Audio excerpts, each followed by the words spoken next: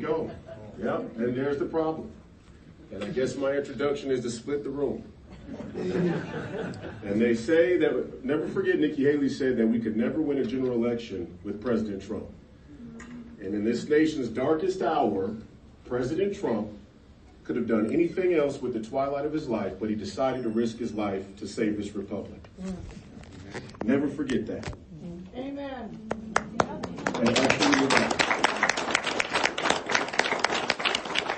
And my story is simple. I went against Amy Klobuchar in 2024, and we did a decent job.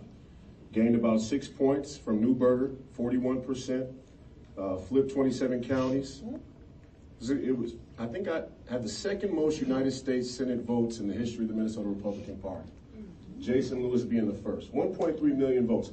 1.3 million votes would have probably made me contentious for the governor's race. I leave you governors to it, but Kendall, we'll leave you guys to it this go round.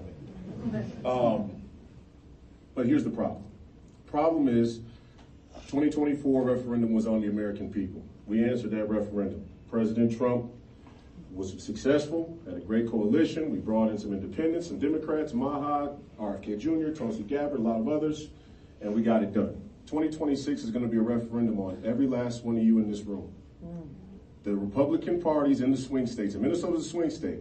Latest internal poll from inside Peggy Flanagan's campaign says the Republican candidate is only 2 points shy of victory in their projection. Out of all of our 4 sitting Congress members, 4 Republican sitting Congress members, how many do you think was willing to endorse me after I had won the nomination and was going against one of the most radical Democrats in Amy Klobuchar in our entire country? 0. Yeah, see, I hear the old wows. So we got a problem in this Republican Party. And the problem is we still seem to think that there's a nice way to deal with communists.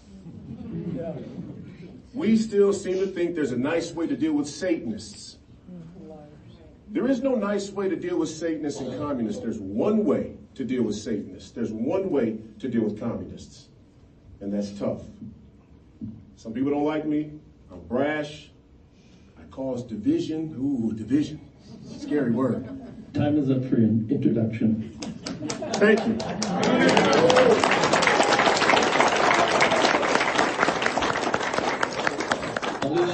Alicia Gruenhagen.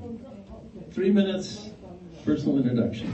Awesome. Thank you, Royce. Okay, God bless you guys, everybody. Thank you for being here and thank you for inviting us. I'm just going to put this out here. I know that it costs a lot of money for you guys to get together and to host us, and I want to say thank you to you for putting this together, for being here, and for being part of this process. And so I'm going to start with one statement. Actually, it's going to be this one. And I want to hear you if you agree. Can you read my hat? Yeah. And he won. I hope people think, oh, Trump was right about everything. That's too strong of a statement. It's not too strong of a statement. Look at how much he faced and how much he brought us through. And look at what victory we've seen and how much winning we've seen, right? I don't like wearing hats. I'm putting that back here. The second statement I want to make is federal laws override state laws, and that's why we're standing here today. Some of us are sitting, but I'm standing. Federal laws override state laws, right? There's a reason why the federal government is what it is. It's a very, very important place. So we're all in this room, and we're hopefully on one mission. I hope that we are. And we need to flip Minnesota red, right? And when I say flip Minnesota red, I say we are bringing Trump's agenda to Minnesota. Can you guys agree with me in this room?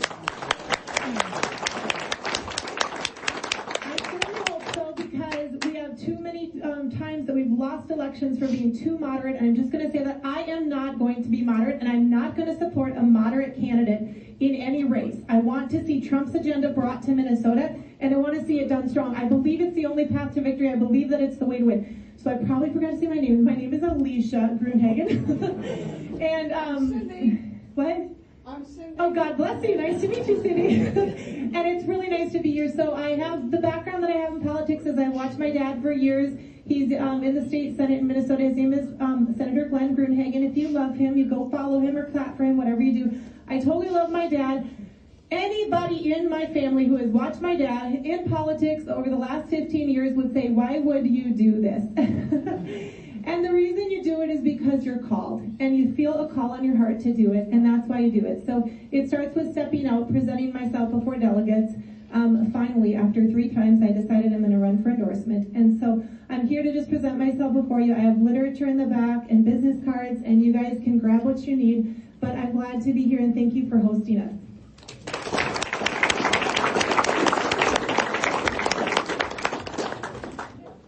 Hey, good evening. My name is Adam Schwartz, and I want to tell you a story. My story. It actually starts with adoption. I'm only on this planet because my mom found a way to give me life. And I love that I'm part of the Republican Party, a party that supports life. So moms, give yourselves a round of applause. A party that supports life, finds a way to choose adoption, finds a way that supports women, not only in the locker room, but to provide athletic scholarships for women in women's sports. Common sense things. That's the Republican Party. The party that supports women, supports families, expanding families, not the Democrat Party. What is our primary opponent? Supporting women in men's locker rooms, men in women's locker rooms, open borders, and a $2 billion fraud budget with our own state, and $9 billion towards illegal immigrant health care. That's your tax dollars. I'm a team builder. I'm a process refiner. My entire adult life I've spent serving you already. I spent 21 years in the military. I enlisted on my 18th birthday, 3 weeks after 9/11. In total, I did 10 years as an infantry Marine and another 11 years as a Navy SEAL officer. I build high-performing teams for the win. And this is the most important mission I've ever worked on for our country. We need leadership, now more than ever. If we had just 3 more U.S. senators in the Senate right now, their government would be openly working for you, the American people. And here's the sad truth. In Washington, the special interest groups, the military-industrial complex, pharmaceuticals, they have you tricked. They have you thinking elections really matter, but it doesn't matter in D.C. 93% of the time, the incumbent wins. Every time. Well, why is that? That's because all of those special interest groups, the lobbyists, they don't care who's in power. They just want to have the same person in power that they can control and fool you into thinking elections matter. So you have 93% of the time, incumbents always win. And that's true. That's the best metric for future success is past performance. So you have 93% over here, 7 for 7 over here. There's a very small demographic of people that figure out how to win federal elections. Any guesses? Navy SEALs. True. 93% of the time, the incumbent wins. We are 7 for 7 team. 7 for 7. We don't miss. Well, why is that? Clearly, it's not because we're good looking and charming. It's because we work really hard and we understand the stakes. You know, most recently, another Minnesota Navy SEAL, Tim Sheehy's now the current senator of Montana. How did he do that? He kicked out a 3-term incumbent, a 5-generation rancher in Montana. Well, he worked hard, he built the team, and he earned the win. That's what our team is doing here in our great state.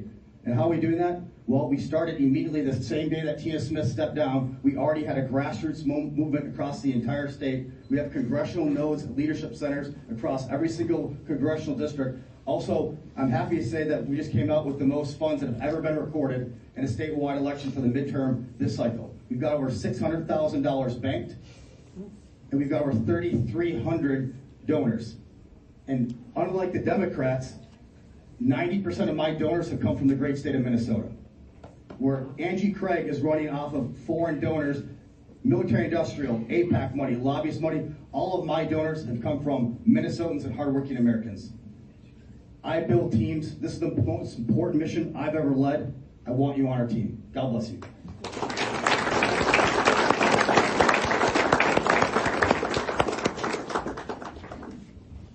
Good afternoon, everyone. My name is Tom Weiler, and I'm running to be your next senator because I love Minnesota, I love this country, and I believe our American way of life, our American culture, and our American dream is worth fighting for.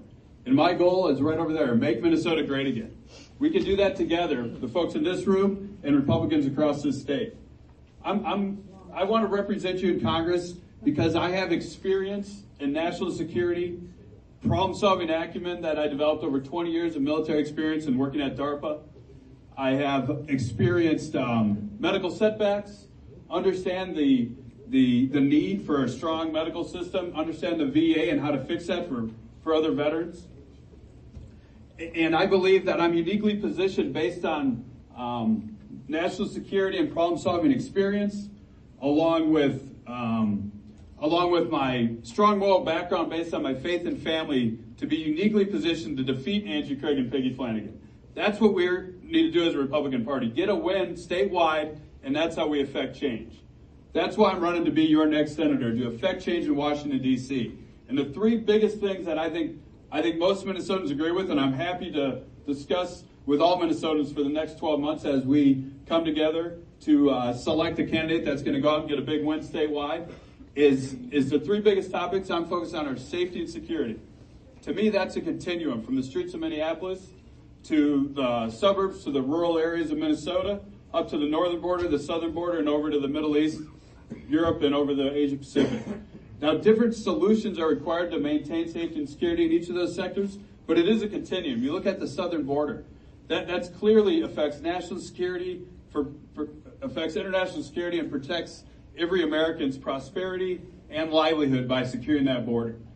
Secondly, economic prosperity. We need less taxes, less regulations, and open up American energy, and American prosperity will follow. And thirdly, government accountability. The fraud, the culture of corruption that's running rampant throughout St. Paul right now is unacceptable. How does that happen? Any guesses? One party rule for 15 years. Leads to arrogance, leads to corruption, and that's where we are today. So those are the three guiding principles that I intend to focus on when I represent the great state of Minnesota in Washington, D.C. And I'm a problem solver. I grew up in Eden Prairie, Minnesota, went off to the Navy on a ROTC scholarship, and then was in the Navy driving and operating submarines and working on national security issues for 25 years. And over those years, I developed both leadership skills and problem-solving acumen to focus, identify on the issue, solve the issue. 4 things I want to do on day one when I get to the Senate. Drop a bill, protect our kids bill. That involves putting an armed security guard at every K through 12 school in America. Do your job bill. Congress, senators, and House members, do your job, pass the budget. If you don't pass the budget by September 30th, no fundraising for a quarter and no salary. Third, I want to stop gerrymandering. Now that's something that right now I'm 100% in alignment with President Trump and the Republicans. He's playing a card that he's dealt, and he's playing it very well, and he's playing it a lot more straightforward than most politicians. That's why we respect and support President Trump on that. But in the long run, the gerrymandering system is completely defeats a lot of democratic principles. So with that, I'll turn it back over. I see I'm out of time. Looking forward to your questions and to chat with y'all tonight. Thank you for being here.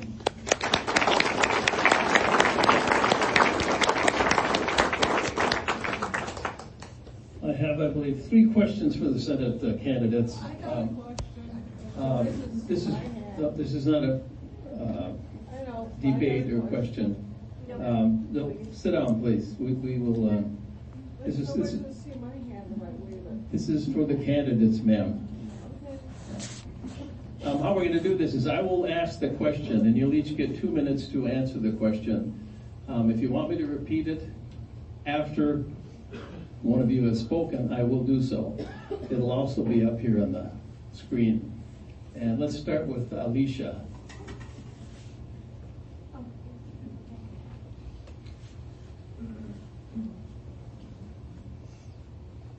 Minnesota's reputation has taken some hard hits in recent years. If elected to the U.S. Senate, what do you see as the single most important issue to address in restoring confidence in our state and its future? Okay.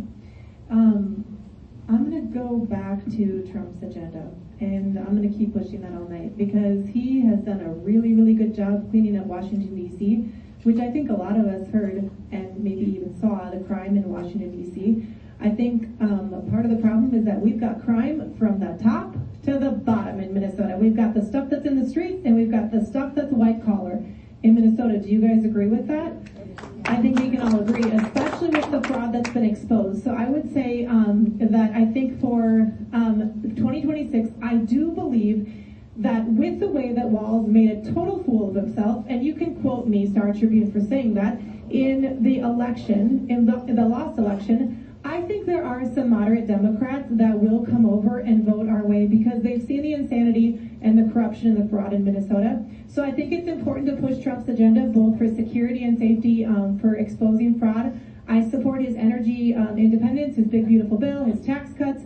We need to start talking about the things that he's doing to help Minnesotans and how it drills down to the local level, because it does and it will. So I think that's the most important to talk about, is really to talk about Trump's agenda, specifically on crime. And I mean white collar, and I mean the stuff we see in the streets. Okay, that's it.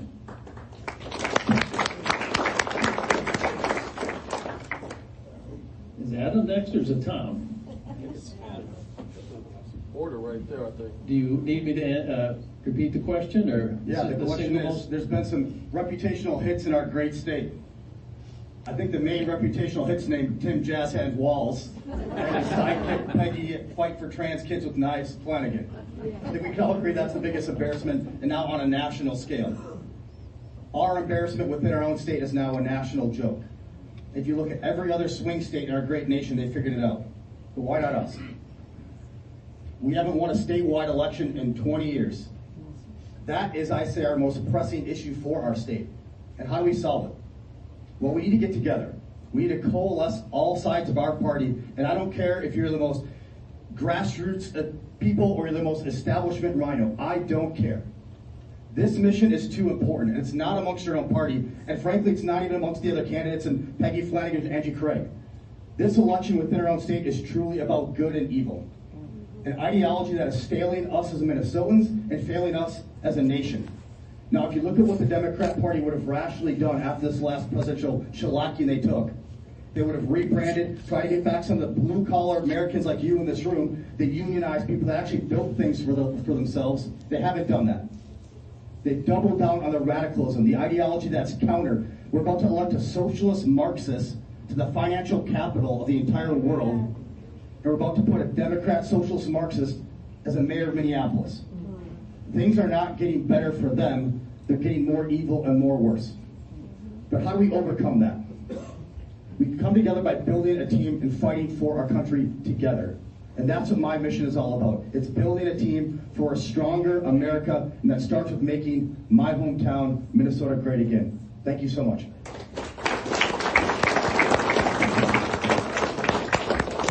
Just taking a quick look at the questions, but yeah, I think at this point, one major thing that would restore confidence for all Minnesotans is if the Minnesota Vikings could finally get a Super Bowl championship.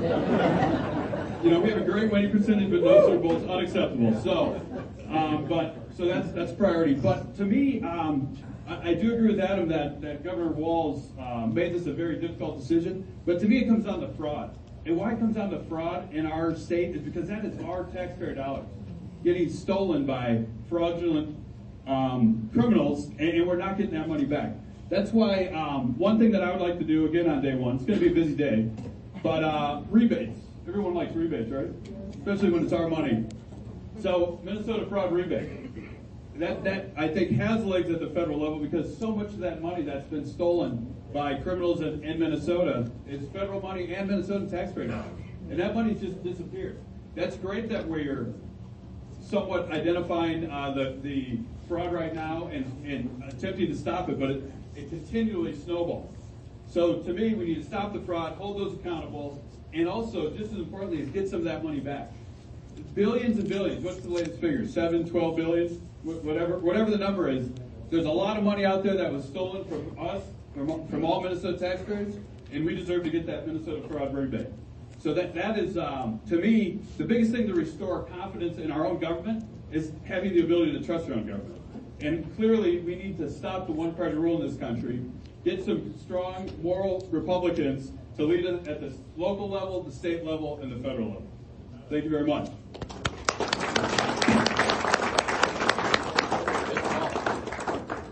We'll start with Adam this time. Just take Oh, Royce. It's hard to see me here right now. Forget this guy. Go ahead. You need the question again, or it's? No, I got the question. That's funny. That's great.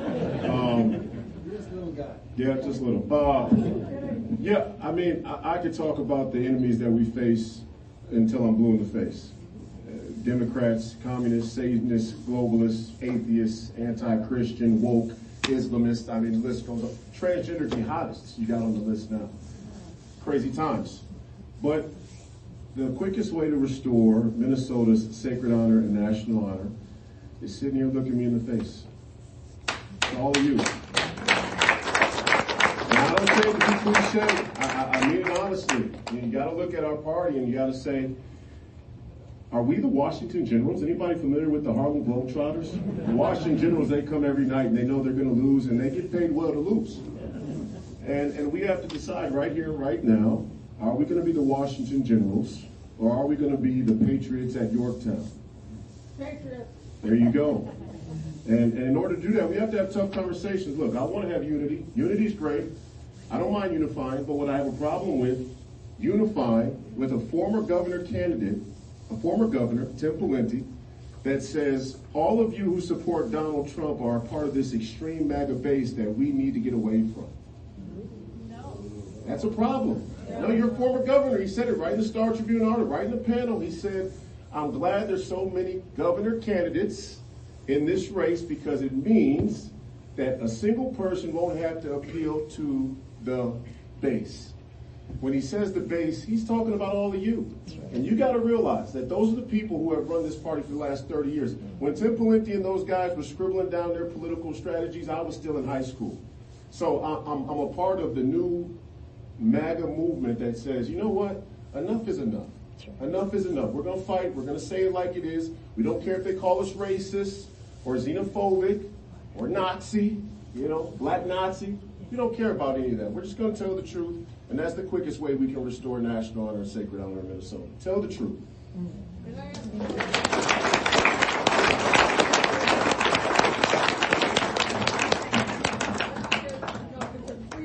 Now we'll start with Adam.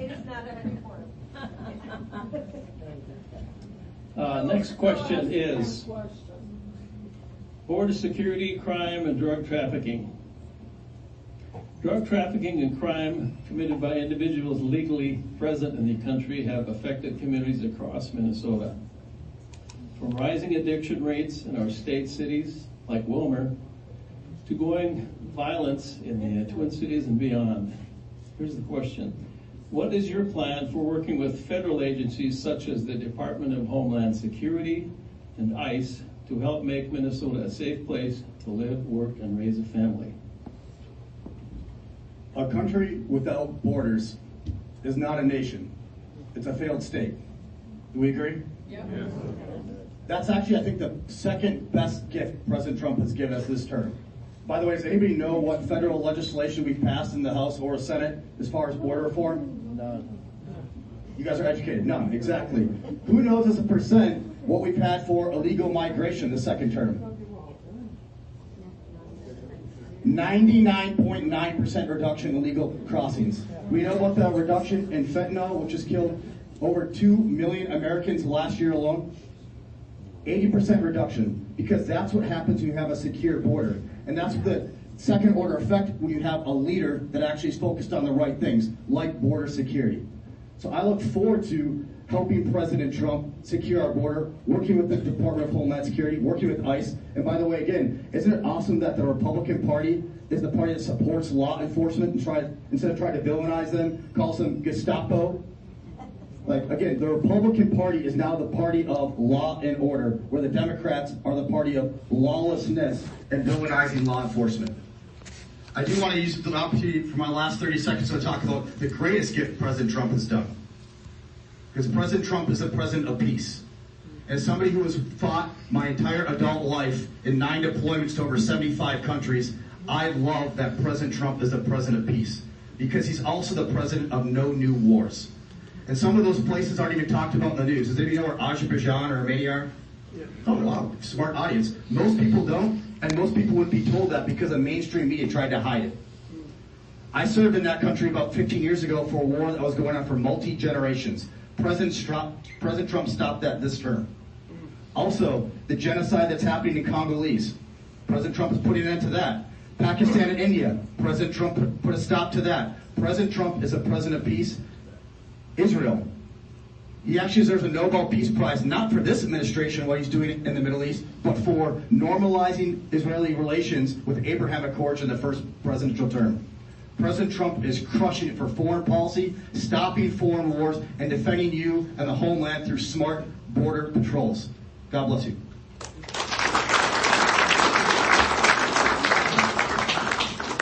Need the question repeated? Nope, good to go here. Think how ridiculous this question is. What's another name for, what is it, ICE security agents? They're Americans. They're Minnesotans. They're just like our police, our military, our sheriffs, and yet we're and I know this group all agrees, but I can't believe on a national level we're really having a discussion on how a future senator, hopefully, and other candidates in this room would treat and organize with the Department of Homeland Security and ICE to help make Minnesota a safe place. I mean, and that's the extreme left that we're talking about that has been in charge of Minnesota and clearly has legs at the national level. I changed my title, my party. Don't worry, I'm still Republican. But I changed it on my website to a Republican capitalist. Because the Democratic Socialists really aren't getting enough credit. The problem with Democratic socialism is the socialism. And that is a real threat to America that's sort of getting glossed over, by the national media. That, there's a bunch of Democratic Socialists that are sort of gaining power, gaining strength in the Democratic Party. And they're also going to be potentially governors of 2 major cities. So this pendulum on what you support, law and order, and supporting our great Americans who choose to defend our neighborhoods, our states, our country. To me, there's no room for ambiguity on this. I would absolutely support every aspect of ICE and Department of Homeland Security because they're coming to Minnesota and Minneapolis with one mission. That's to protect us, our communities, our families, our kids. So absolutely, I think we need to be much more proactive on this issue. Call out the hypocrisy of the Democratic Socialist Party and the Democratic Socialist leaders. Thank you.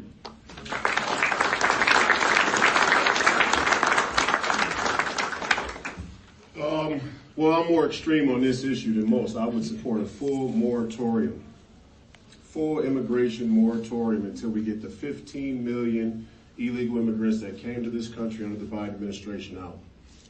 If you have 15 million people running around in your country that aren't supposed to be there, you don't have a country. That's just the bottom line. And, honestly, and I say this, borders work in both directions. Borders work in both directions. If you want to play empire everywhere, all around the world, you kind of invite people into your own country. And that's what we've done. Adam knows, Tom knows.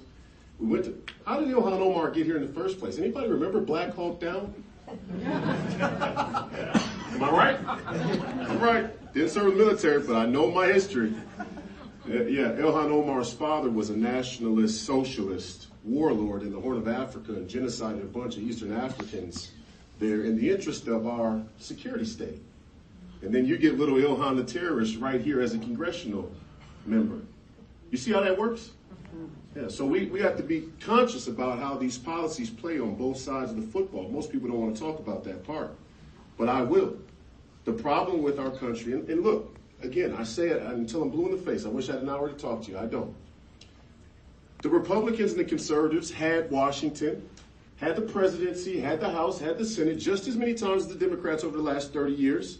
The Somali immigration started with Bill Clinton, but it continued through Bush. Didn't it? Yep. Did Bush stop the immigration? No, he didn't.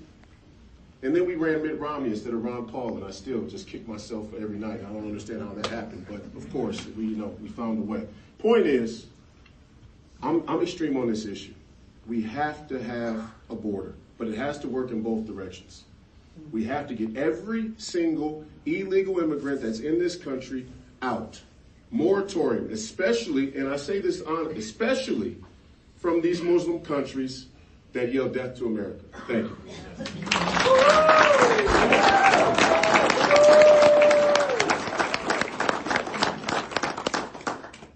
Okay, I think I'll stay right here. What is your plan for working with federal agencies such as Department of Homeland Security and ICE to help make Minnesota a safe place to live, work, and raise a family? Well, let's get back to Minnesota being a safe place to live, work, and raise a family instead of what we saw Wells did. He burned down our cities, right? So first of all, Royce, thank you. I just have to say, he is the youngest candidate up here, and he is such a depth of knowledge. I so appreciate it. They say you see what's in a cup when you tip it over. You tip this guy over, knock him dead. He's going to stand back up and he's going to preach the same thing to us over and over and over. And I really appreciate that. So thank you for what you just said. I always learn from what Royce says. And honestly, I learned from the other candidates too. So appreciate what you said. On this topic, it's interesting. I think of it from a legislative perspective because I've seen the frustration behind the scenes before of working together to try to get things done. And I love my father. I've said that 1,000 times. And he is also brilliant at working as a team. So when you're working as a team in the Senate or in the House, there are principles even, I didn't play football, but I know there are football principles there, that you're working as a team. So when you say, what is my plan for working with federal agencies? Well, it's really a team plan because the United States Senate and particularly Republicans are going to have to work as a team. But what can I do? I just believe that I'm a very creative person, and I know that I've even watched my dad at times. You can research things in other countries and other states of what has worked to start to build for the principles that we're moving towards. And what are the principles that we're moving towards? I do support President Trump with the use of the National Guard, law enforcement, and ICE. And I hope that everybody in here does. We know that what's his name over in California does not support that, but he said that loud and clear. So I just want to explain that to you that legislatively, I believe that it is very difficult to just singly come up with a plan, but we can, as a team, move the ball down the field by each of us coming up with bills and creative strategies, looking at wins in the past or in other places, and bringing that experience to the United States Senate. So that's it. God bless you.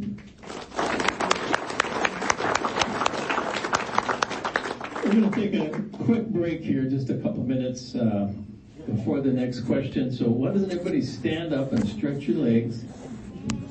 And I'll tell you about a senator, their Second Amendment rights and the traditions of lawful gun ownership. In times when tragic shootings often lead to renewed calls for stricter gun laws, how would you work to protect the constitutional rights of law-abiding citizens while addressing concerns about public safety? Here's a news flash. I would address this issue by actually identifying the problem and focus on solving the problem, and not just go after guns like the Democratic Socialists tend to do, obviously. So that's the quick answer. The details are I'm a full supporter of the Second Amendment. I definitely support the Second Amendment when I was driving submarines and we were loaded with tomahawks and torpedoes, but that's a different Second Amendment discussion. So I support the Second Amendment, and how I would defend this is that's my statement. I fully support the Second Amendment. Now let's talk about solving the problem of safety. When the tragedy at Annunciation, rightfully so, should make every Minnesotan think that's unacceptable. I was a defense fellow working on the Capitol when Sandy Hook happened, and it was to me the most horrible thing that could ever happen. And I looked around there, and everyone seemed to think the same thing. All the congressmen and congresswomen, Democrats, Republicans. Guess what we did about it? Nothing. And here we are 20-some years later, and the same type of tragedy happens. So I wrote an op-ed, actually, and amazingly enough, Star Tribune did not run it. So I agree with Star Tribune, but Alpha News did run it, and I laid out a pragmatic, problem-solving approach that solves the problem. There's about 2,700 K-12 schools in Minnesota, I believe. That's public and private. We can fund an armed security guard at every K-12 school in Minnesota for about $140 million a year. Now that's a lot of money. It's a lot of money until you look at, we wasted, $12 billion surplus, and we spend $150 million a year in the state of Minnesota, your tax dollars, to buy free lunches for kids whose parents can clearly afford a school lunch. So if we just, dollar for dollar, if we stop buying free lunch for kids who can afford it, we could put an armed security at every K-12 school in Minnesota. That's the simple, pragmatic, problem-solving leadership that I want to bring to the United States Senate. Again, my name's Tom Weiler. I'm running to be your next senator for the great state of Minnesota. Please check out our website, TomWeiler2026.com. And looking forward to meeting and chatting with all you. Thank you very much for being here. God bless all you, and God bless the United States of America.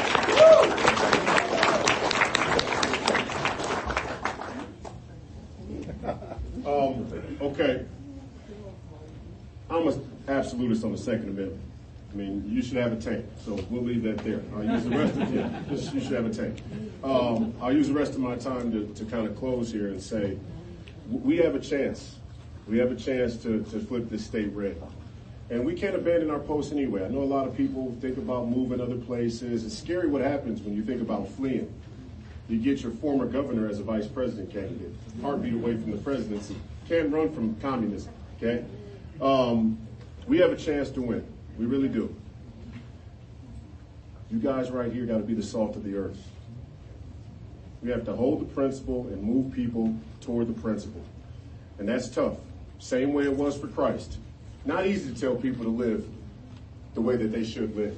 Not easy to tell people to have courage. Not easy to tell people to stand up for the things that they believe in against all odds and scrutiny. That's what I'm willing to do, but I can't do it alone. I can stand up against the lobbyists and the special interests in D.C., and I'm under no illusions that the United States Senate, even in Republican hands, doesn't still have a crisis of America first, because they do. President Trump agenda fast-tracked to the United States Senate with us in control right now? No, it isn't. We're still having problems getting that agenda through. And you're going to see a referendum on the president and on his agenda in 2026 if he doesn't get some help in D.C. I'm willing to be that person. I really am. But first and foremost, we have to deal with home. Minnesota and our Republican Party here has to remain a bastion of freedom for this country. You're the bastion of freedom right here. Coming to these things is not insignificant. Your candidates are not insignificant. Who they are, what they're willing to stand for, and what they're willing to sacrifice is not insignificant. I thank you for being here. My name is Royce White. I'm running for United States Senate again, hopefully against Peggy Flanagan. That will be a great matchup. And we'll see if the Democrats double down on transgenderism. I don't think so. I think you're going to see here in 2026 for the first time, Minnesota liberals, moderates, independents say, you know what, let's just try something else. I know a lot of black people down in the cities are, and if they're not, I'm going to be giving them an earful. So thank you. I appreciate it being here. Thank you. God bless you. God bless you all. God bless America. Thank you. Thank you. Okay, so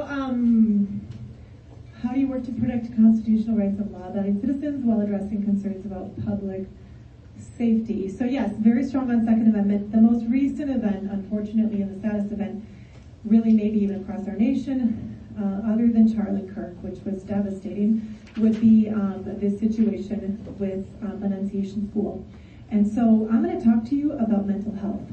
And I think it's really important that we as a Republican Party are willing to talk about what is mental health, because the other side won't talk about it, right? Can you agree with that? And so one of the things that they don't want to talk about in mental health is gender dysphoria. And we know that with Annunciation's shooting, that in his manifesto, the shooter's manifesto, he talked about the trans crazy thinking that was, and the agenda that was pumped onto him, and marijuana. Both of those things, he said, in his own words, effed him up, right? So that person should not be owning a gun. You and I, as law-abiding citizens who are not deemed mentally ill, should have the right to own guns. And we have to start talking about that. What they're talking about really is mental illness and the danger of people who have mental illness having guns, because that is a lot of where the gun violence is coming from. And so I'm just going to focus on that for this question. Let's see. I guess the only other topic I'll touch on is just to point out the Charlie Kirk incident also. Do we really know what went on there? I'm just going to say we don't 100% right now, I don't think. But also that was pointed at, and I'm glad to hear that a lot of people here agree, because I don't think that we do know. But that was pointed at a trans student too. And so what we can say for sure is the sad, devastating situation with Melissa Hortman and the devastating situation with Charlie Kirk, both seem to be instigated by the left. I'm going to say that loud and clear. You follow the paper trail, it was. I will make that argument in any room. Okay, God bless you, that's it. Woo!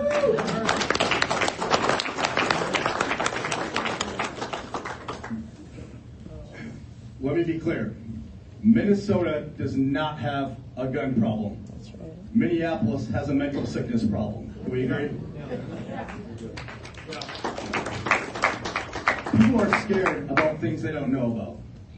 And that includes Tim Walz, he tries to load a shotgun. If you don't know about guns, you're going to be scared of them. Peggy Flanagan doesn't know anything about guns, so she's anti-guns. Jacob Frey doesn't know anything about guns. If you saw his news clip talking about the Assumption shooting, you would have thought he was insane. The verbiage he was using, they don't know guns. So how are they going to legislate guns? I know guns. 10-year Marine rifleman, 11-year Navy SEAL. I own more guns in my truck than you probably have all kids in here. When I get to U.S. Senate, I'm going to support Senator Hawley refusing to pay the tax NFA stamp, which is robbing of gun owners. Anytime you want to do any sort of modification, add a suppressor, anything else, that is not what the Constitution had in mind for Second Amendment rights. Also, of all the candidates up here, I think I've killed the most white-tailed deer. I'm a hunter as well and a sportsman. That is a hill I will die on. First Amendment rights, Second Amendment rights, and deficit spending. Those are the hills that I die on.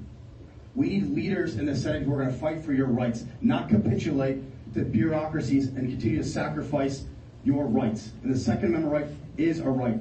And by the way, if you don't have the Second Amendment right, then you're not going to have the First Amendment right either. So what can we talk about that actually makes sense? Does anybody here know that Tim Walz actually removed funding for SROs, police officers at private schools and charter schools? That might have actually made a difference, and that's a bipartisan thing we should have been behind. $18 billion surplus 2 years ago into trajectory of a $6 billion deficit by the end of this next year. Was any of that money spent on hardening schools? Common sense measures, again, that should have been a bipartisan layup. That's what we're missing, is leadership. I love America. I fought my whole life for your rights and our shared values. This is the most important mission I've ever worked on. I want you on our team. God bless you. Thank you for your time tonight. God bless America. Thank you, Tom, Reyes, Alicia, and Adam. Thank you. Another big hand for the folks.